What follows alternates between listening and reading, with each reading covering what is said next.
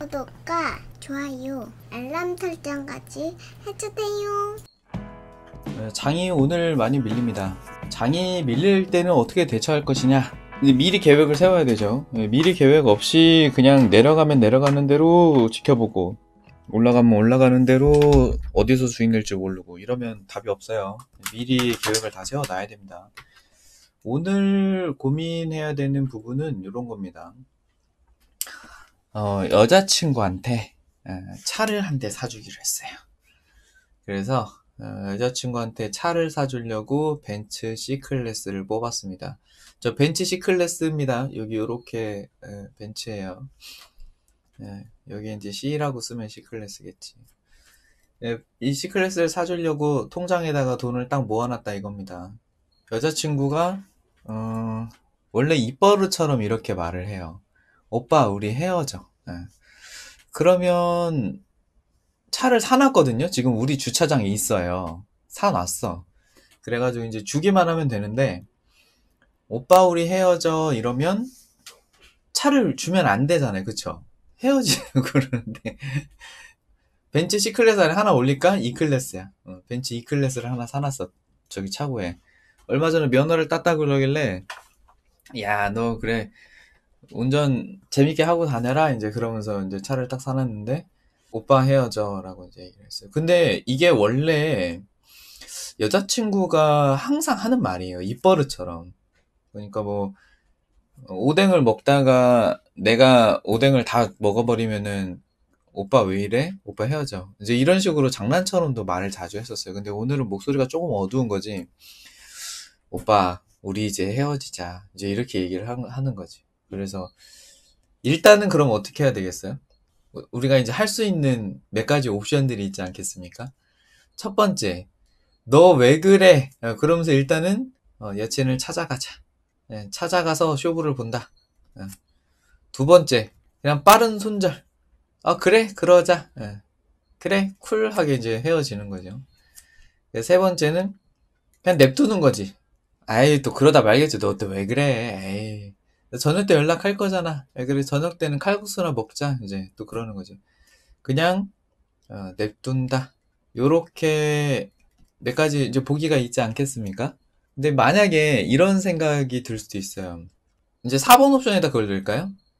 사실은 오빠가 저기 차를 조그만 거 하나 사놨는데 차를 하나 주고 싶어. 차 선물을 좀 주고 싶어. 이제 요렇게 얘기를 딱 해요. 그럼 갑자기 기분이 풀어질 수도 있잖아요.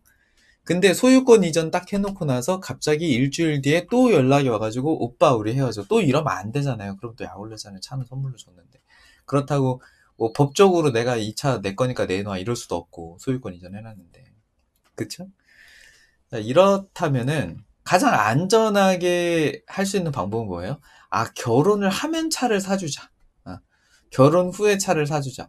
사실 그렇게 해도 이혼당할 수도 있긴 하지만 결혼 후에 차를 사주면 가장 안전하겠죠? 차를 사준다. 그러면 일단은 차를 사놓기는 했지만 주지는 말고 차 얘기는 이제 쏙 안 해놓고 이제 가장 안전한 방법부터 하는 거예요. 여자친구를 찾아가는 방법, 그리고 이제 냅두는 방법, 이제 분위기를 좀 살피는 거지. 얘가 진짠가 아닌가. 요렇게 하든지. 아니면 그냥 강공으로 나와. 그래? 알았어. 나도 그동안 너한테 좀 질렸는데, 우리 이제 그만 만나자. 그만 만나자고 했더니 저녁 때 연락 와. 오빠 왜 이래? 그냥 나 한번 해본 말이야. 그냥 칼국수나 먹으러 가자. 이제 뭐 그렇게 또 얘기를 해. 그러면 어떻게 해야 돼요? 여기서 또 둘로 갈리죠? 아니야, 됐어. 칼국수는 너 혼자 먹고 난 냉면 먹으러 갈게. 너 그냥 잘 지내라.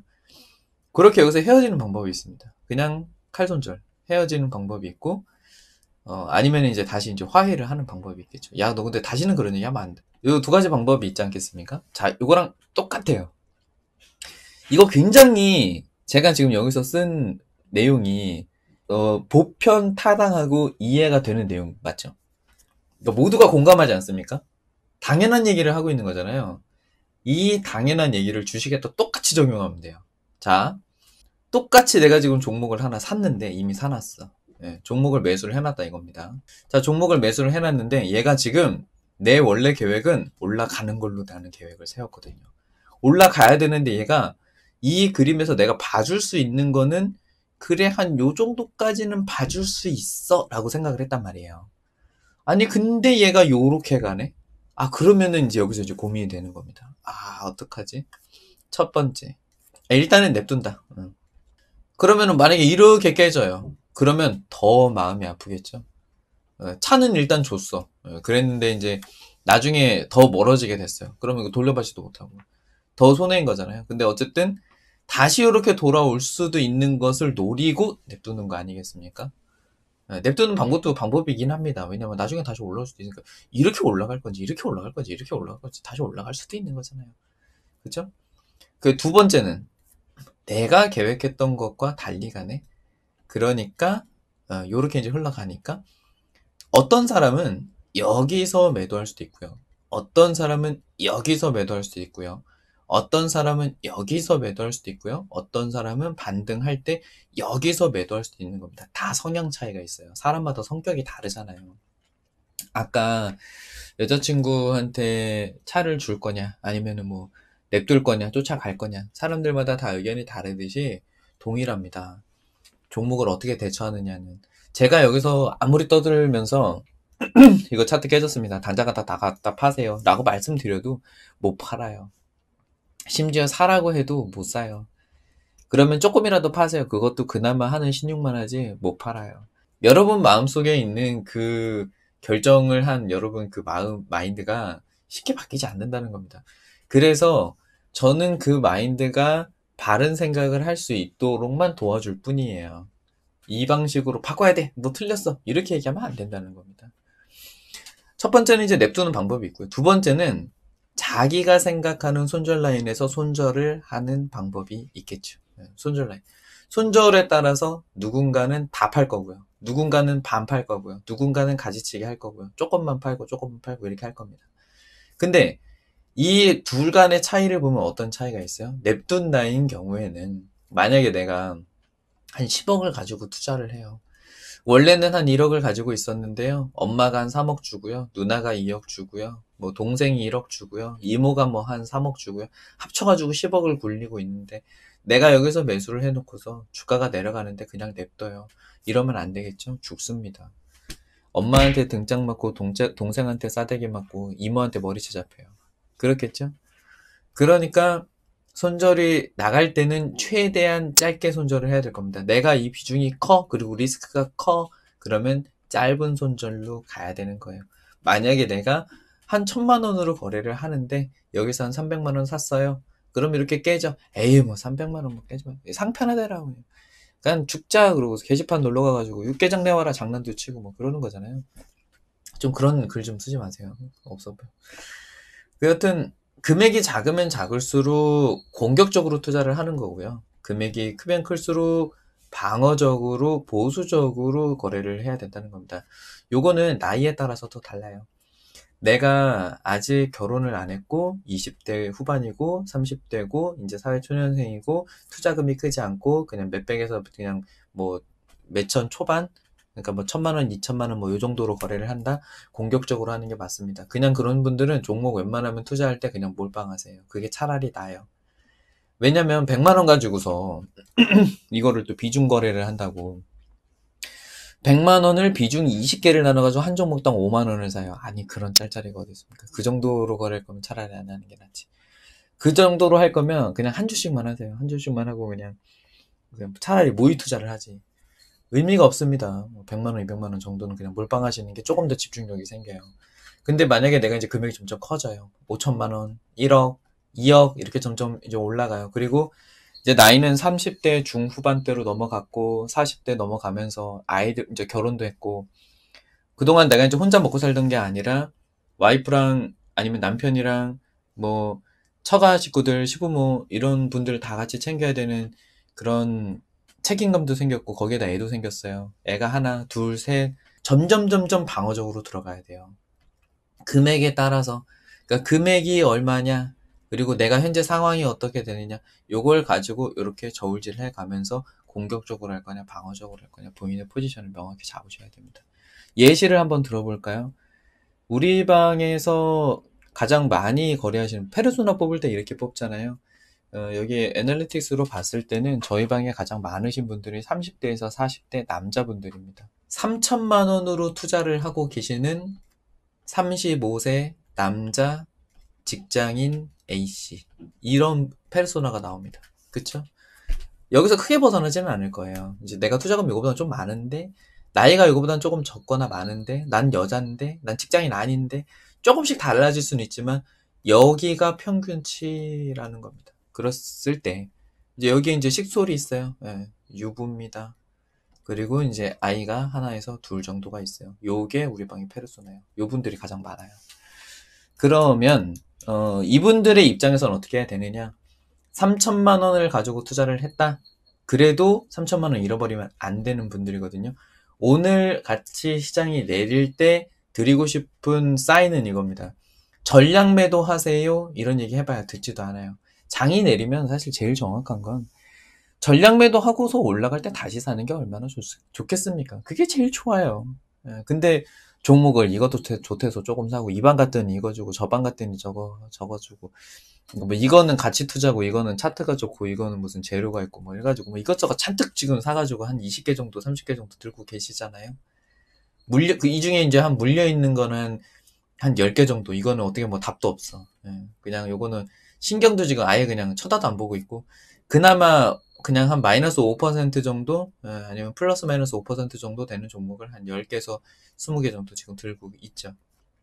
그리고 이제 10개 정도는 지금 폭망해가지고 보고 있지도 않아. 자, 이런 상황이 일었을 때 어떻게 대처를 하셔야 되느냐. 너무 많이 폭망한 거, 근데 또 심지어 얘가 또 비중도 크겠죠. 3천만 원 중에서 한 2천만 원이 여기다 들어가 있을 겁니다. 나머지는 1천만 원으로 20개 나눴으니까 하나당 한 50만 원, 100만 원 요 정도씩 밖에 못 샀을 거예요. 내 계좌를 지금 보고 있는 거 아니에요? 네, 거의 비슷할 겁니다. 자, 이렇게 되어 있는 상황이라면 많이 물려있는 종목 중에서 차트를 보셔가지고 이게 방향이 지금 밑으로 가고 있다. 누가 봐도 그냥 방향이 밑으로 가고 있다. 쉽게 생각하면 이렇게 생각하시면 됩니다. 산에서 지금 내려가고 있는 그림이야? 아니면 지금 물이 흘러내리고 있어? 아니면 지금 여기서 굴러 떨어지게 생겼어? 내리고 있는 차트는 일단 비중을 줄이시는 게 정석입니다. 다 못 팔겠죠. 원래 이렇게 다 못 팔아요. 그래서 제가 정확하게 사인 드리고 싶은 건 딱 요겁니다. 3분의 1만 파세요. 제가 이거 반 팔으라고 해도 못 팔아요. 70% 팔으라고 해도 이거 못 팔아. 3분의 1만 일단 파세요. 3분의 1 팔았는데 3분의 2가 갑자기 내일 상한가 쳐. 아니 3분의 2가 상한가 치는데 뭐 어때? 좋은 거잖아요. 3분의 1은 어쨌든 리스크 해치했잖아요. 자, 여기 오늘 방송 보시는 분들 중에서 지금 딱 실시간 100명이 됐는데요. 보험 안 든 사람 한번 손 들어보세요. 보험 없는 사람. 나 보험 없는데? 나 그런 거 안 키워. 보험 없으신 분. 자, 자동차를 타셨으면 자동차 보험을 드셨을 거고요. 그리고 직장인이라서 직장인으로 가입을 했든 아니면 지역으로 가입을 했든 건강보험 가입하셨을 거고요.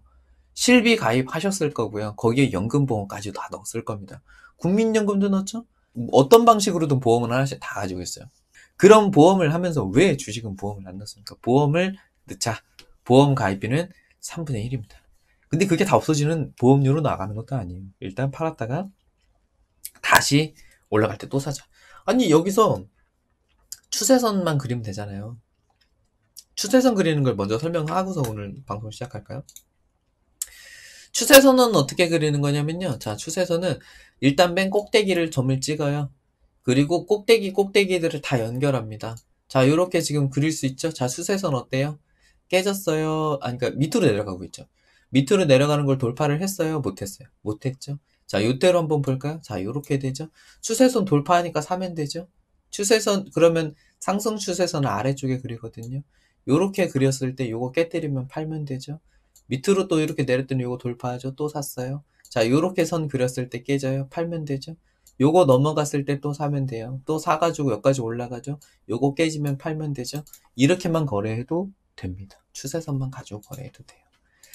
그러니까 지금 현재 상태에서 주가의 추세선을 대충 그려봤을 때 진짜 눈대중을 해도 돼요. 추세선은 나 어떻게 되는지 몰라요. 그런 얘기 하지 마시고 그냥 아니 추세선을 이렇게 그리면 어떻고 이렇게 그리면 어떻고 이렇게 그리면 어떻고 아무렇게나 그리면 어때요?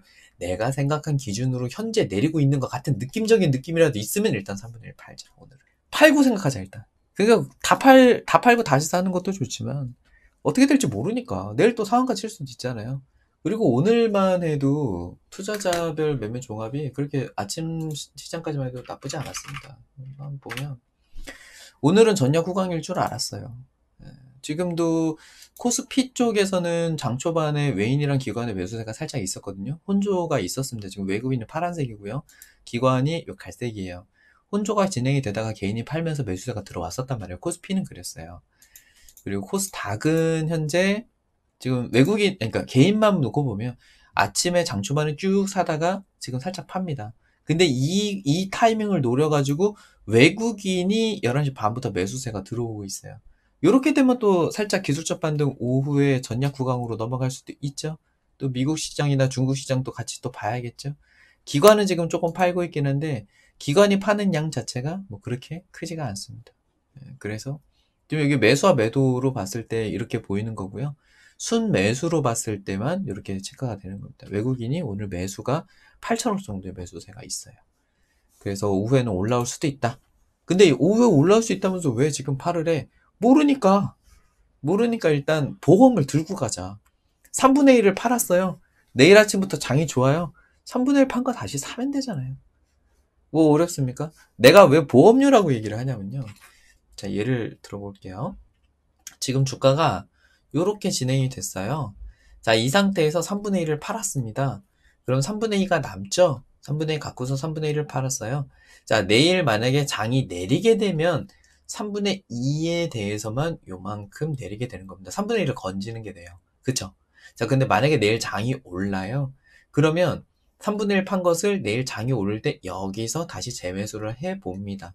그러면 여기서부터 여기까지의 등락폭이 뭐 그냥 많다고 칠게요. 3에서 5%라고 칠게요.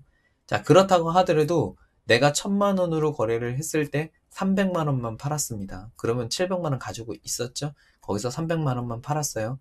300만 원에 5%라고 칠게요. 그래도 15만 원밖에 안 되죠? 그러니까 15만 원 손해를 보고 나머지 이만큼의 금액을 지킬 수 있을 것이냐? 이 보험을 가입을 하실 것이냐? 그러니까 제가 지금 보험 상품을 팔고 있는데요. 내일 하락했을 때 하락폭을 조금 더 줄여줄 수 있는, 그러니까 3분의 1 물량에 대해서 손실을 줄여줄 수 있는 보험을 팝니다. 이 보험 가입비는 약 한 여러분 투자금의 3분의 1의 5% 정도가 됩니다. 그 정도의 보험료를 내실 분은 지금 바로 가입하세요. 가입 전화는 1588 1588 주식 1588 주식으로 전화하셔가지고 보험 가입하시면 되겠습니다. 됐죠? 오늘 시황 얘기를 안 하고 넘어갈 수가 없어가지고 시황 얘기를 잠깐만 했습니다. 지금 뭐 상황이 좀 내려가고 있는 흐름이라서 근데 뭐 이런 파동이 여러 번 있었죠. 완전히 깨뜨리고 내려가려면 이 추세선이 깨질 겁니다. 지금 생명선이라고 볼 수 있을 만한 선이 830선이에요. 830선이 깨지면 아까 얘기한 3분의 1이 아닙니다. 반 정도 자르셔야 돼요. 왜냐면 이게 여기서부터 여기까지 올라왔기 때문에 내려올 수 있을 폭이 대략 한 100이 넘습니다. 그럼 웬만한 종목 다 안 까져요. 코로나 상황이 많이 진전이 됐다고는, 그러니까 회복이 됐다고는 하지만 여전히 전 세계적으로 팬데믹 상황이고요. 그리고 또 유럽은 또 다시 늘어난다는 또 얘기도 있고. 근데 이런 상황에 우리가 정고점까지 가야 되는가?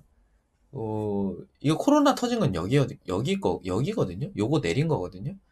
근데 지금 이게 내렸었던 게 미중 무역 분쟁에 대한 것, 그리고 두 번째, 한국의 지정학적인 리스크. 그러니까 삼성전자가 시가총액 현재 기준이 우리나라에서 많다고 치지만 전 세계 글로벌 브랜드잖아요. 그런 회사들이 우리나라 가지고 있는 게 한두 개가 아닙니다. 삼성전자만 잘 나가는 게 아니에요. 세계 최고 브랜드, 이게 뭐 전 세계의 MS를 1등을 차지하고 있다라고 하는 회사들이 한두 개가 아니에요. 우리나라가 되게 좋은 기업들을 많이 가지고 있습니다. 그럼에도 불구하고 북한이 미사일 쏘면은 다 초토화돼서 먼지밖에 안 남는데 뭔 한국에 투자를 하냐, 이제 이렇게 접근한단 말이에요. 입장을 바꿔놓고 생각해 보세요. 만약에 이거 예를 들면 어디가 좋을까? 뭐 필리핀? 네, 필리핀에 어디 테러리스트 집단 한 가운데에 무슨 공장 하나가 있는데 거기서 그래핀이 개발이 됐대요. 근데 거기서 테러리스트들을 소탕한다고 미사일 폭격하면은 그 공장 날아가는 거잖아요. 근데 거기다 투자하고 싶어요? 안 하고 싶죠. 그런 거랑 똑같은 심정이에요. 그래서 외국 사람들은 그 북한을 항상 그 이제 그 헐리우드에서도 소재로 많이 사용하잖아요. 미사일 폭격 혹은 이제 포 공격 아니면 핵 공격으로 한국을 언제든지 공격할 수 있다. 그리고 언제든 전쟁이 날 수 있다라는 그런 마음가짐을 가지고 투자가 들어오기 때문에 발 담궜다 뺐다 그걸 반복합니다. 그래서 지정학적인 리스크. 북한이 막 미사일 쏘고 핵 쏘고 했던 시기가 여기 어디게요. 그때부터 이제 쭉 밀리기 시작했거든요.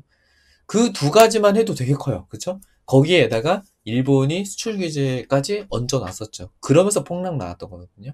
이때 미국이 중국에 관세 부과하겠다 하면서 1차, 2차 관세 부과하겠다 하면서 2차, 그리고서 여기께가 일본이 수출 규제하겠다 하면서 3차 이렇게 얻어맞고 마지막 여기가 코로나 터지면서 이렇게 내려왔었던 겁니다. 하나, 둘, 셋, 네 개. 네 개의 악재가 있었는데요.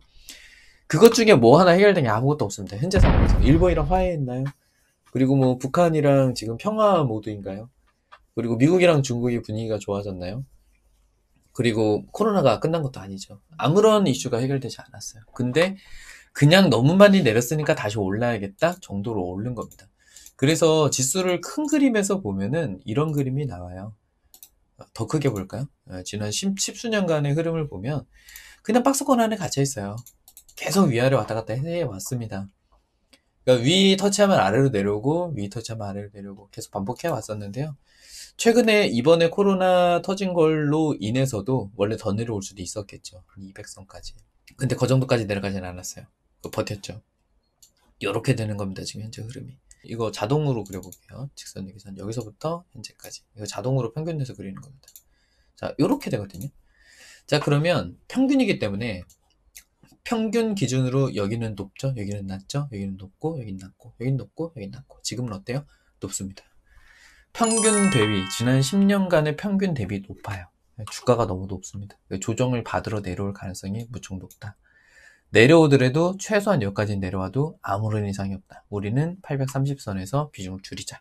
근데 지금 내려가서 저기 갈지도 모르니까 지금 여기를 터치해서 여기서 갑자기 양봉 키고서 후루루루 올라가면서 상한가 칠 수도 있어요. 하지만 여기서 깨져서 밑으로 쭉 내릴 수도 있으니 보험을 들 사람은 들자. 아까 이제 케이스 말씀드렸던 대로입니다. 공격적으로 하시는 분들은 그냥 끌고 가세요. 그냥 뭐 저 밑에서 월급 그냥 뭐 한 300만 원, 500만 원 하시는 분들은 월급 한 두어 번 더 타가지고 그냥 넣으면 되는 거잖아요. 그 정도는 부담 없어요. 다시 올라갈 때 그냥 춤해가지고 끌고 가면 되고. 근데 좀 리스크가 있다. 그리고 나한테 딸린 식솔이 있다. 그리고 비용이 너무 크다. 이제 이러신 분들은 비중을 좀 줄이시는 게 좋겠습니다. 3분의 1 아니면 반. 그 정도 팔았다가 올라갈 때 다시 사시는 그런 전략으로 하시면 좋겠어요.